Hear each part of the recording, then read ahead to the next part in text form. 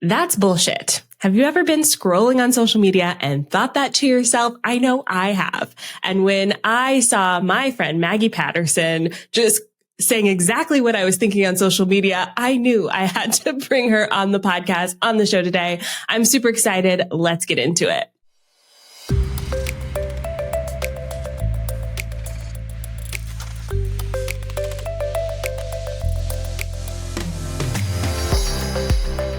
Welcome to the Savvy Social Podcast, the show that blends stories and strategies to help businesses create engaged and profitable online communities using the unique power of social media.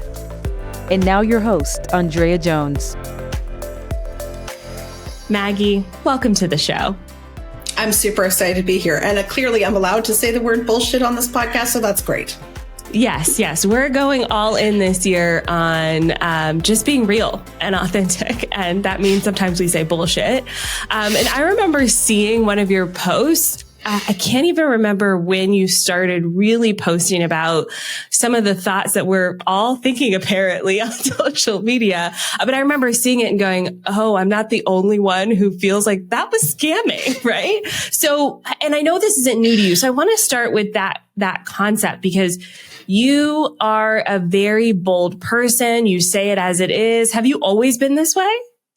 Yeah, I was literally born this way. Like this is the Maggie default setting. And just to put it in context, I share this on social media periodically. When I was my last year of high school, which in the province of Ontario, there was a grade 13, dating myself, that no longer exists. But I did this creative writing project and it was called like 18 years, 46 days and 3 hours of bullshit. And it's like literally been my personal brand since I was very, very young. Like I'm just somebody who's like, I don't got time for this. Like, can we just tell the truth? And so it just comes naturally to me.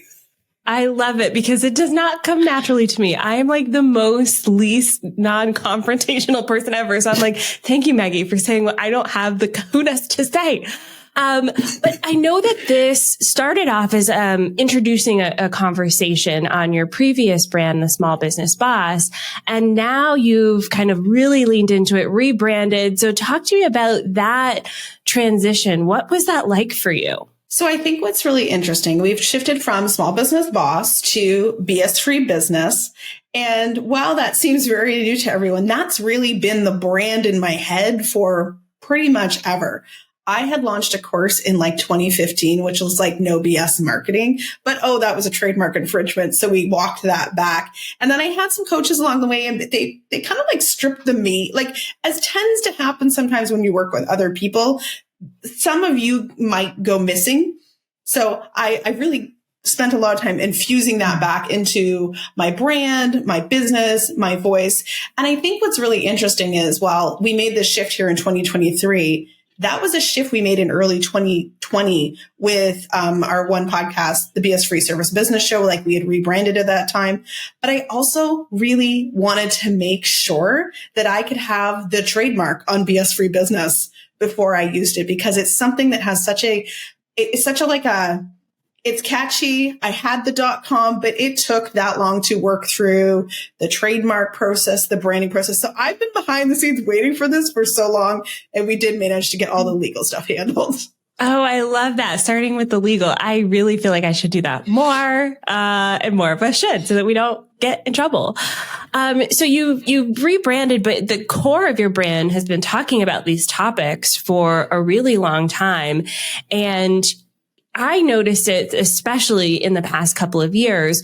So was there like a specific inspiration moment where you're like, oh, that's scammy, I'm posting this on social media? Or tell me about that process. So I think what's really interesting, I know you and I have talked about this before, is I really kind of struggled with Instagram up until early 2020. Like I was just like, I am and as context, I'm a writer, I'm a content marketer, I'm a longtime podcaster. I'm not someone who does short form content in general. So I was really struggling with that. And early in that year, kind of actually 3 years from our current timeline, with the advent of the pandemic, I started to see things that were I was like, hold up. like some of the worst advice I've ever seen in all my years in online business and business in general. Then you combine that with, I was going through these internal shifts and I was just like, Maggie, you need to use Instagram because you need a social media platform. So I just started kind of dipping my toe in. And then we had the racial reckoning of 2020 on top of that. And what I saw, like, so we had this layers of the pandemic. We had this layers of people like being exposed, if you will, for not living their values in business. And so many people were surprised. I was like, wow, I've known this all along. And not in like a, I know it all way, but like, if you were paying attention to how people were marketing, if you were paying attention to how they were running their programs, none of this should have been a surprise. But I think everyone has always been so like, oh, it's exactly what you said off the top. Is it just me? And I was like, I've been saying this stuff in my podcast quietly for my listeners for years. I'm like, we might as well bring this show to Instagram and just start saying it. And, you know, I was very tentative at the beginning. I had to experiment with what's the right level, what's the right, because I mean, I could just go all out, but I was also like, I didn't want to be destructive. I wanted to be constructive in everything I was doing. So there had to be a lot of thought and experimentation in those early phases. And like, after a while, I just kind of really hit my stride. I was like, oh, this really works for me. And it's very much aligned with my bigger message, how I run my business, and how I want to show up in the world.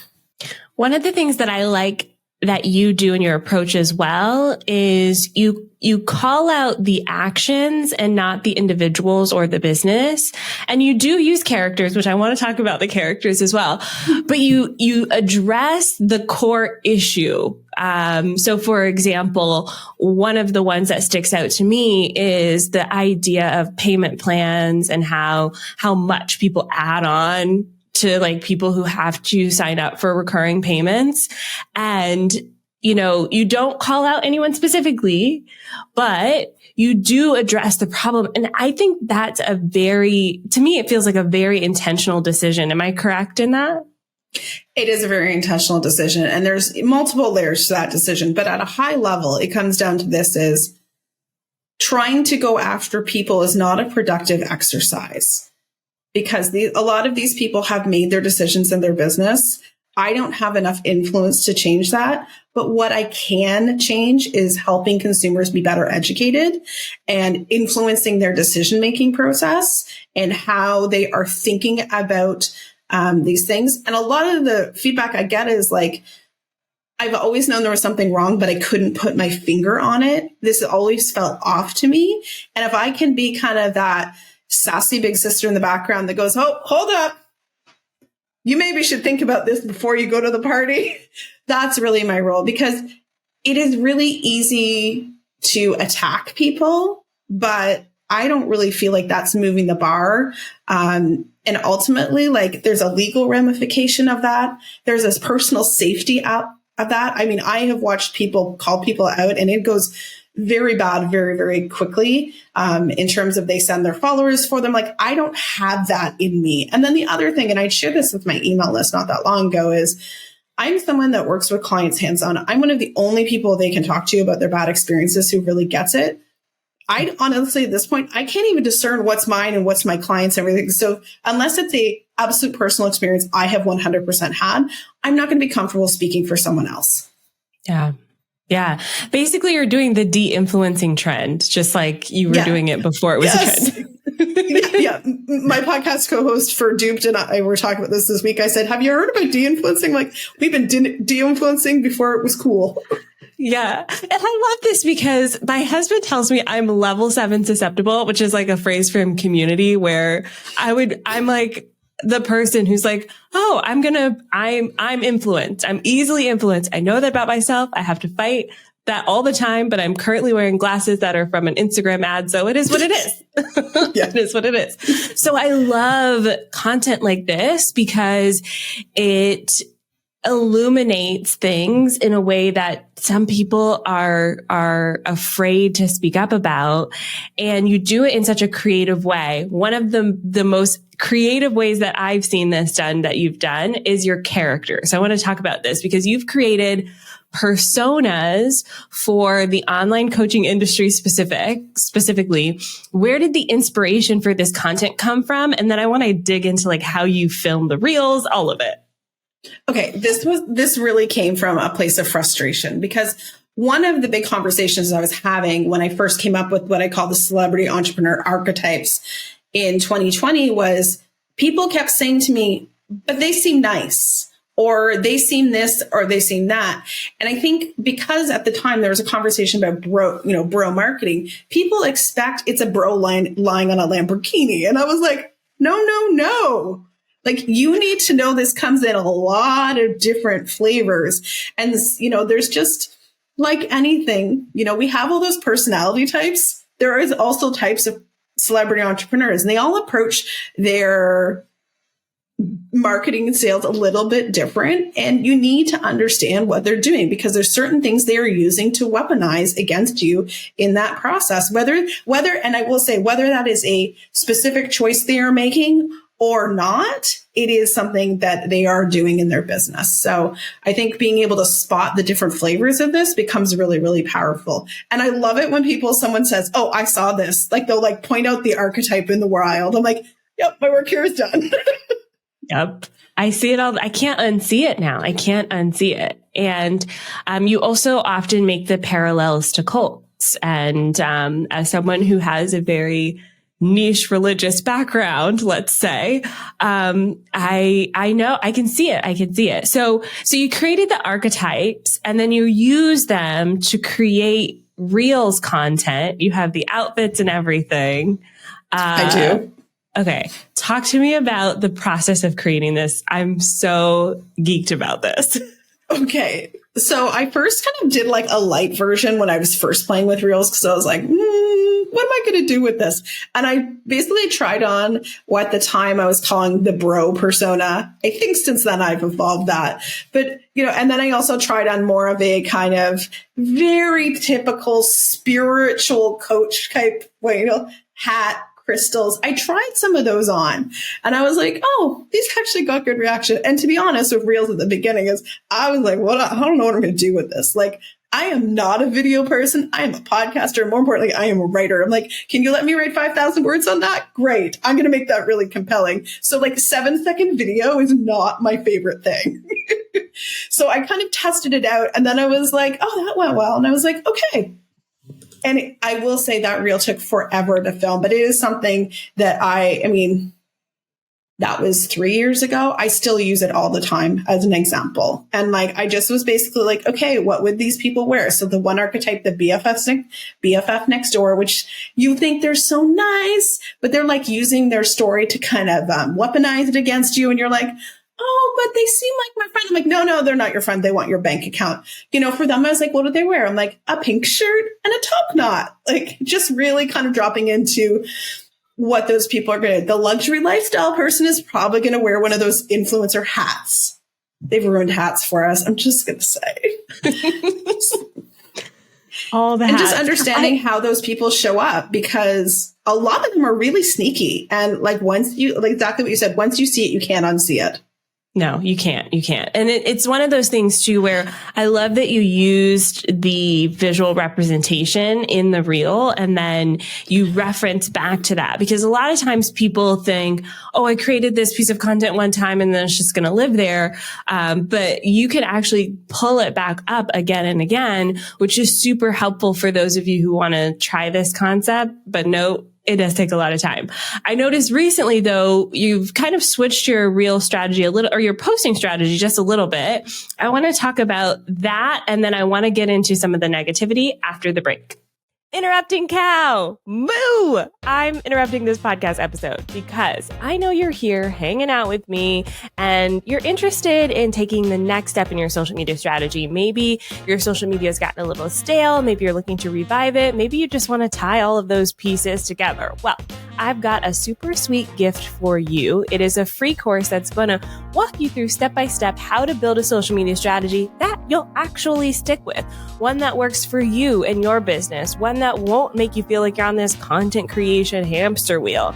And it'll help you leap and jump into a social media strategy that is sustainable. So check it out. It's at onlinedrea.com/free. And when you sign up, you'll get a super sweet bonus of done for you captions, graphics, and more. Again, that's onlinedrea.com/free. All right, back to the episode. And we're back. So let's dive into your content strategy today, because you use a mixture of reels and kind of written content. Some of it seems to come directly from your podcast, which you also write whole blog posts, which I appreciate as a new mom. I appreciate the blog post version as well. So talk to me about your process in creating the content and then how that reflects on social media. So I think this is a really interesting evolution for me, because all of last year, I was very much struggling with and I'm sure you've seen this all the time, Andrea, like, what is the right mix of reels versus, feed posts? Like, what is the right thing? And I was just like, but I like doing feed posts. But I had decided over the summer to kind of slow down on the feed posts because they weren't doing as well and do more reels. And I was like, okay, don't worry about the feed post, just focus on the reels for now. And I tried doing direct to camera. I tried doing trending audio. I tried a bunch of different things. And I was like, okay, what performs best for me? And more importantly, as someone who doesn't love doing video, what's easy for me? And I was like, okay, trending audio is it. So I really just was like, I do love direct to camera. I will do it at some point, but like the energetic cost of that is just so immense and I don't get better results from it.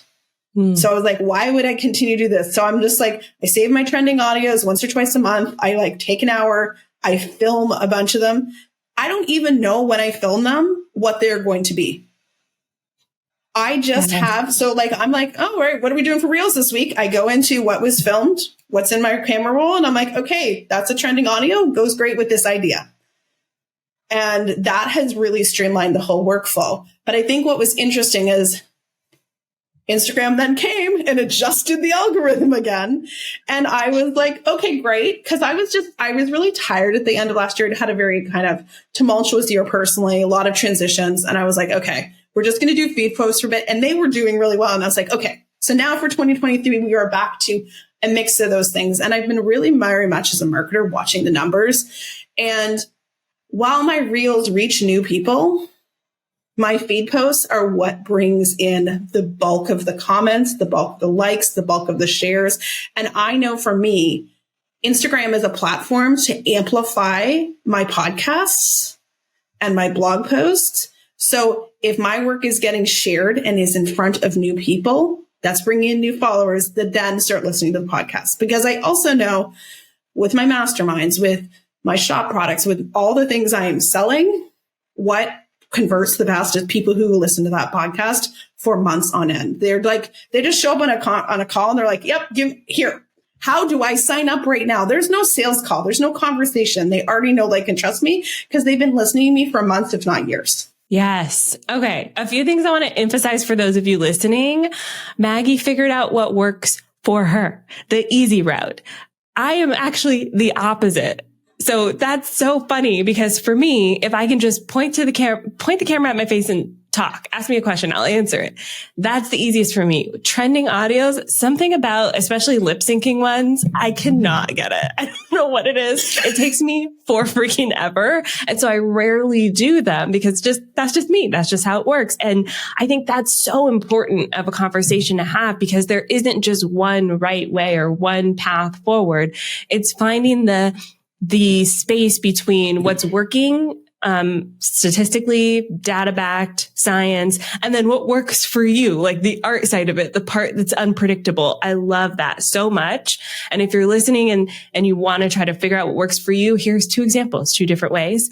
And then I love that you experimented with the frequency, you found what works for you, and you know exactly how it impacts your business. I think this is also the piece that a lot of people miss with social media is that you use Reels for discovery, but your main focus, your main conversation driver are those feed posts. And even then, the point is to get people to listen to your podcast, which is how people then feel comfortable paying you. And I'll also say this for those of you listening, I just subscribed to the Duped podcast, which is their Michelle and Maggie have like an amazing podcast going deep into all of these conversations, and they just created a Patreon.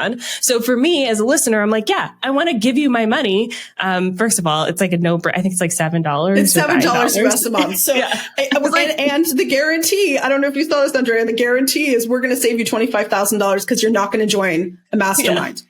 Which I loved. I loved that. I was like, here, take my money. And that's because I like binge listened through the podcast and felt really confident, comfortable, and actually was eager to be like, oh, they want to buy something. Yes, I will buy something because I want to support this initiative. And so I love this example because there is a purpose behind the content that you're creating, and it's very, very intentional with that path. Do you have any comments to add to that before I go to the next question?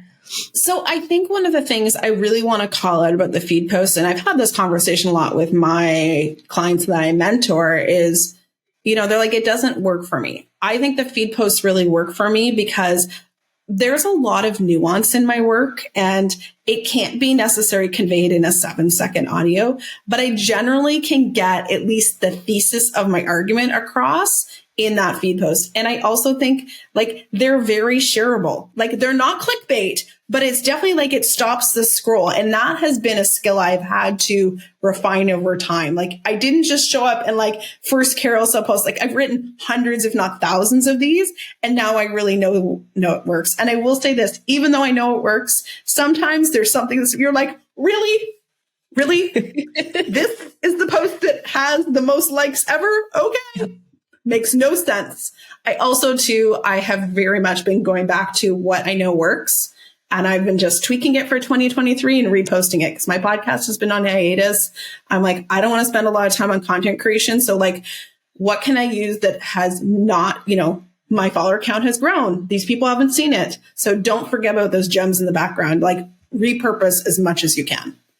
Yes. I love the repurposing tip as well. I think you repurposed something recently that had me going on your website and looking at your values. So I do want to talk about that for a second because you have a very strong stance on what you value as a business, as an individual. And one of those is your commitment to accessibility. You very often, if not always, put the ID tags in the comment section. So, can you share some of the ways that you commit to your content being accessible and why that's a value to you? So I think that's a value to me because it's actually one of our brand values. It's just things are going to be accessible, and whether that be accessible from my financial point of view or for someone with a disability or with a different learning style. I have ADHD. So like someone saying you need to sit down and watch a video, I'm like, like if there's like, there's been so many courses over the years I haven't been able to finish. Not because I didn't have the interest, because there was no transcripts. Like I've been through entire 12 course things, never watched a video because my brain doesn't work that way. Like it is, if you give me a podcast, fine, because I can do other stuff, but sitting, I don't have the attention span for it. So I think for me, it's come from my own personal experiences in that way of just being like, this is so frustrating. And I mean, I could do it, but I mean, if you have, you're hard of hearing, you have a visual impairment, like it is really difficult to consume a lot of the content that's out there. So for me, things like ensuring the podcasts have transcripts if there's not a full written blog post. And I can't even tell you how many people thank me for that. It is, from my perspective, for a podcast, it is the minimum. Like it is, you are literally constraining people from consuming your content. And I actually asked this question on Instagram about a year ago. 50% of people said they don't listen to my podcast. They read the transcript or they read the blog post. So that was, So imagine your audience 50% smaller because you can't be bothered, especially with all the AI tools. Like just run it through AI, take 5 minutes and clean it up. It's super, super easy. And then like the image descriptions and captioning, That just to me is just, kind of basic etiquette. And honestly, again, with the captioning, there's a couple creators I love. I've had to unfollow them because they don't caption. My hearing, there's no problems, but I never have audio on my phone, ever. Like, it's very rare I actually listen to anything. Unless it's like a podcast. Social media, I'm scrolling, no sound on. Mm-hmm. Yep, same. So those are just, Oh, go ahead. I was just going to say, those are super easy, basic things. And like, do I love writing image descriptions for a carousel post? Not particularly. But again, it's important that if I'm going to say I'm running a business with these values, that I'm actually executing those values in all aspects of my business. 100%. And I think this is a great example of actually living the values, because a lot of people like to claim especially the word like ethical marketing or value-based business. And it's like, okay, so you put the label on your business. Great. Congratulations. And how does that actually show up? What does that even mean? And so I love that, you don't have to put that label on your business. It's just, you're just doing it. You're just doing it and you're living it, which I 100% appreciate. And honestly, I send your posts to people all of the time for that reason too. I'm like, here's a way how you could do this as well. Like something that someone else is doing, they're doing it. It's possible. So I really appreciate that. And, I'll also say this for those of you listening, take one step at a time. And improve as you go. This year was the first year we added transcripts to our podcast. And it was one of those things where I was like, why haven't we been doing this? It's not even me doing it. My team does it. So there's literally no excuse. And it's something where I was like, there's no excuse. We're just going to do it now. And so, take the steps that you need to, one step at a time. I love that. Okay. Last question before we wrap up is, I just want to get like a behind the scenes peek on any blowback from some of these conversations, because as someone who looked through your personas and said, oh, I'm the BFF next door, I see myself in that one. I know for a fact there's some people who see themselves and then their defenses arise up and they get their keyboards going and they got to say something. So has there been any toxicity behind the response that you're getting, and how do you navigate that? I think this is a fascinating question on multiple levels. So everyone buckle up.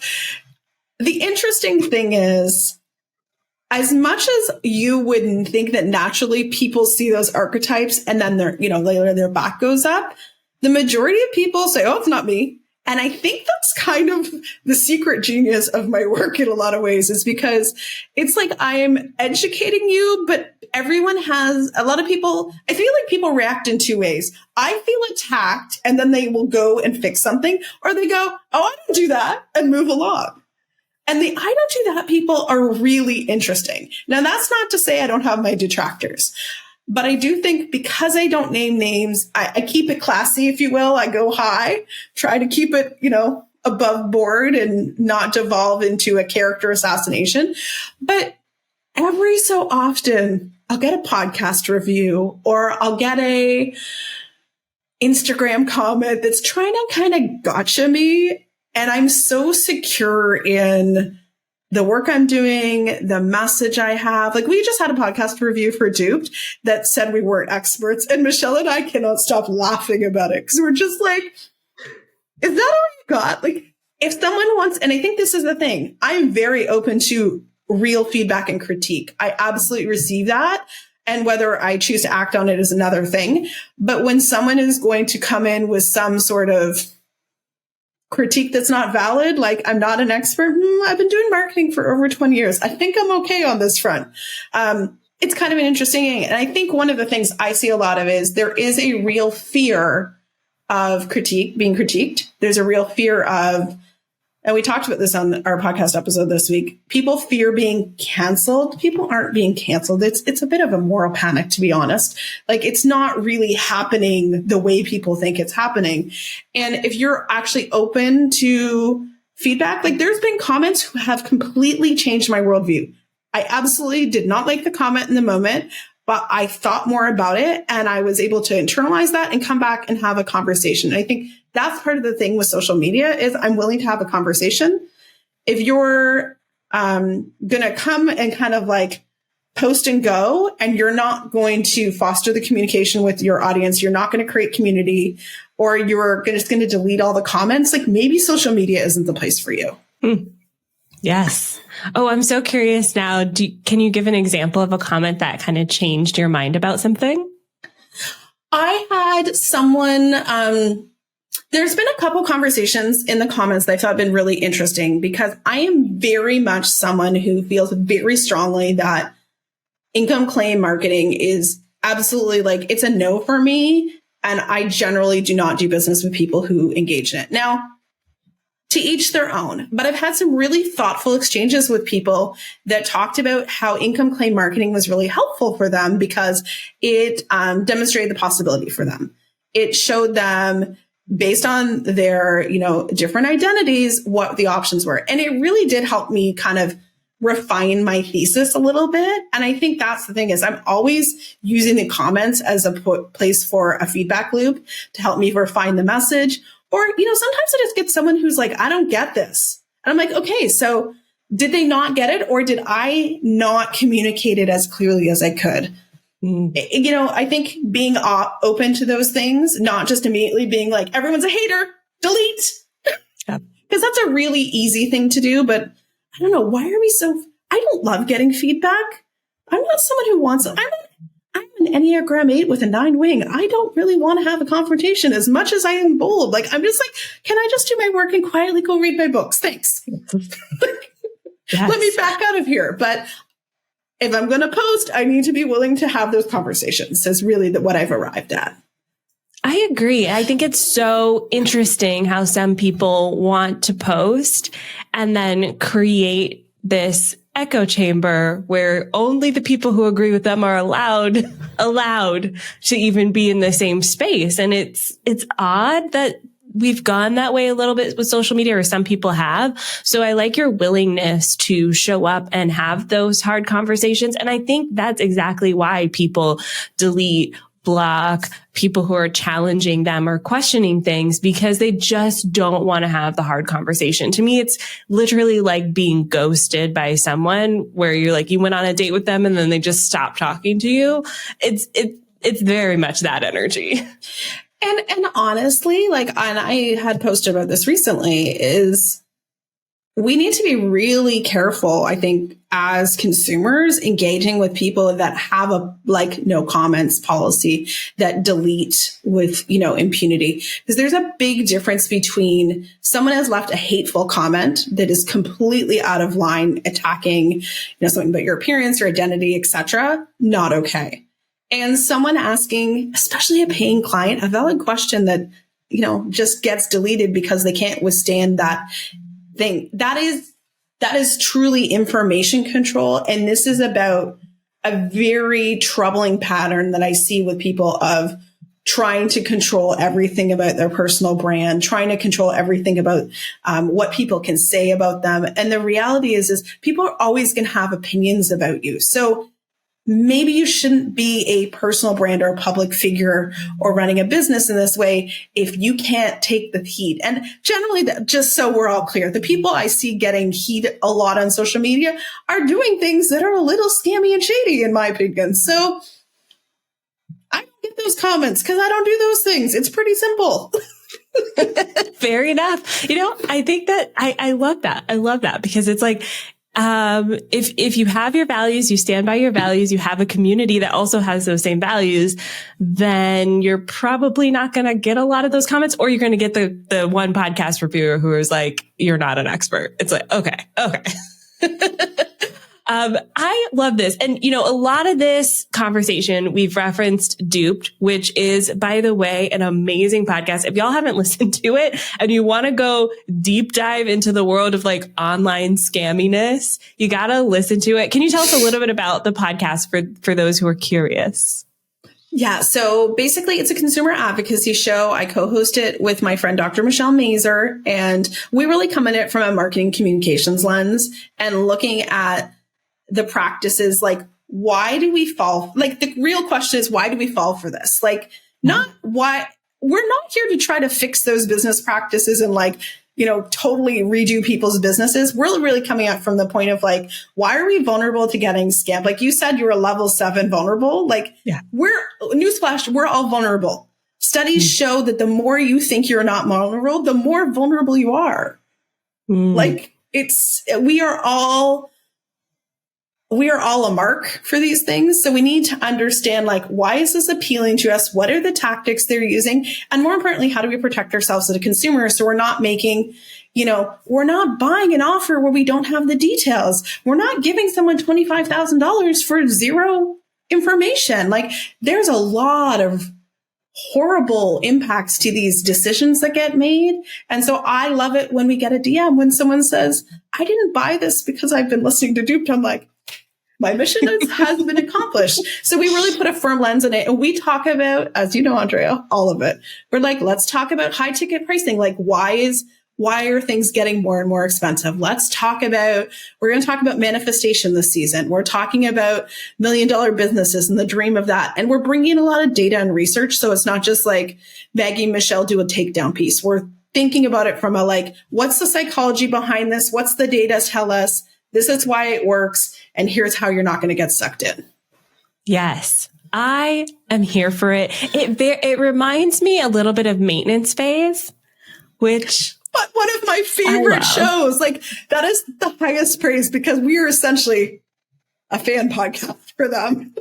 Okay. Yeah. It's very much Maintenance Phase, which our mutual friend, Meg Casebolt said, you got to listen to this episode. And, I listened to one and was like hooked immediately because I love the research that goes into every episode. And you guys have that, you have that nailed down. There's research, there's data, there's stories. You don't name names, obviously, but you do share like, this is a thing that actually happened to someone. And a lot of times I do feel like, and we talked about this at the top of the show, we feel embarrassed if we've been duped. And one of the things that I love about the show is you uncover the things that sometimes we're too embarrassed to share, like spending, personal example, $10,000 on a program that literally taught me nothing. And so it feels good to have you in my ear hole. So thank you. And I'm just going to give a plug. If anyone is not listening to Maintenance Phase, absolutely run out after you subscribe to Duped. Please go listen to Maintenance Phase because that podcast has literally changed my life in so many ways. And I mean, it's a lot to say that about a podcast. I'm not someone who's prone to hyperbole, but like that podcast has been life changing. I could literally give you what episodes that are. Yes, I love it. Okay, we'll have to like geek out about Maintenance Phase because I love that. All of the links, y'all, are in the show notes, OnlineDrea.com/244. I will link out to the Duped podcast, everything BS free business that Maggie is doing. Also, both Maggie and Michelle were previously on this podcast, so I'll link to both of their episodes as well if you want to go back into the archives for that one. But Maggie, thank you so much for delivering on this episode. This was great. Thank you so much for having me. And stay tuned. We're coming back with more episodes soon. In the meantime, subscribe to us, Apple Podcasts, Spotify. Leave us a 5-star review if you love the show. Really helps us stay in the top 100 marketing podcasts. We appreciate you. We'll be back soon. Bye for now.